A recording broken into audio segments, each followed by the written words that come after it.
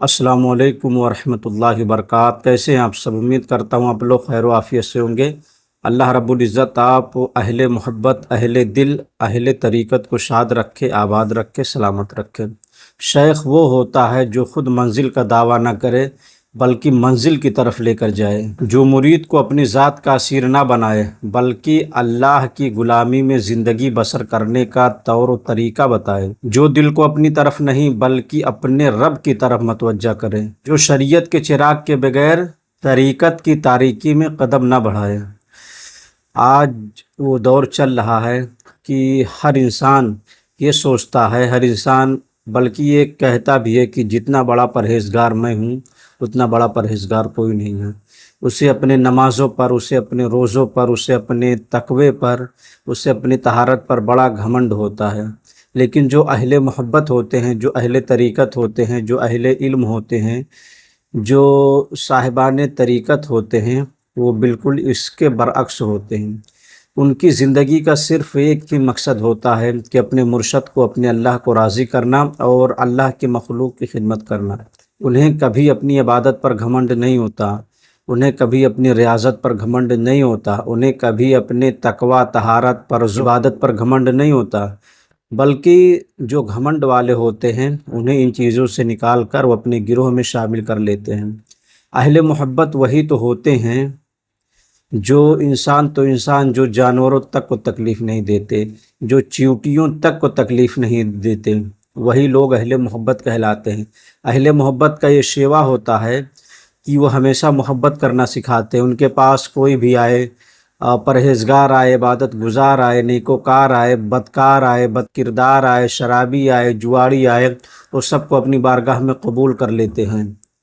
वो इंसान को उसके गुनाहों की वजह से अपने खानकाह से, अपने दरवाज़ों से धुतकारते नहीं बल्कि उसे कबूल कर लेते हैं और उसे धीरे धीरे अपने रंग में ढाल कर अल्लाह के करीब कर देते हैं।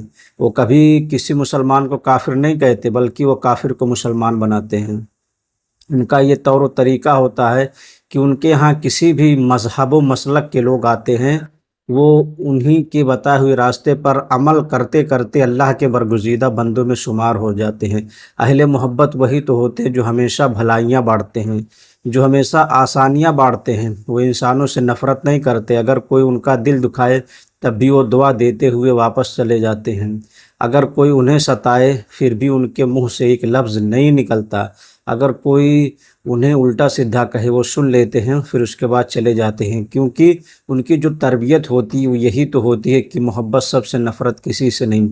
उनके दिल में हमेशा मोहब्बत होता है, नफ़रतें नहीं होता।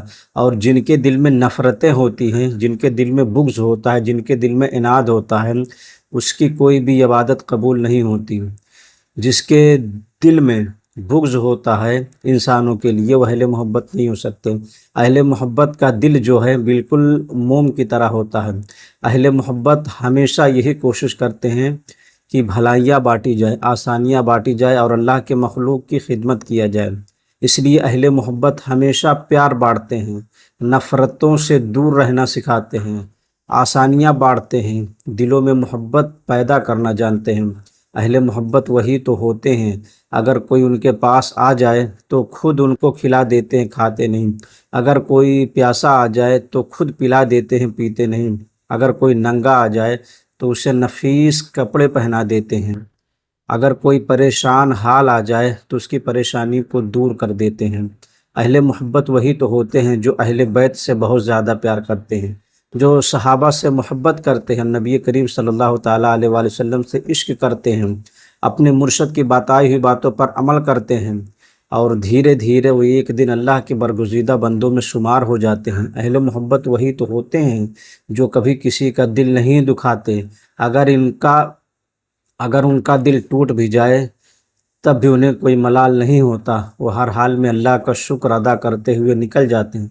वो जानते हैं कि सब्र करने वालों के साथ अल्लाह है, वो जानते हैं शुक्र करने वालों के साथ अल्लाह है। वो जानते हैं कि जो सब्र और शुक्र के साथ अपनी ज़िंदगी के मकसद को पा लेता है वो धीरे धीरे अल्लाह के करीब हो जाता है।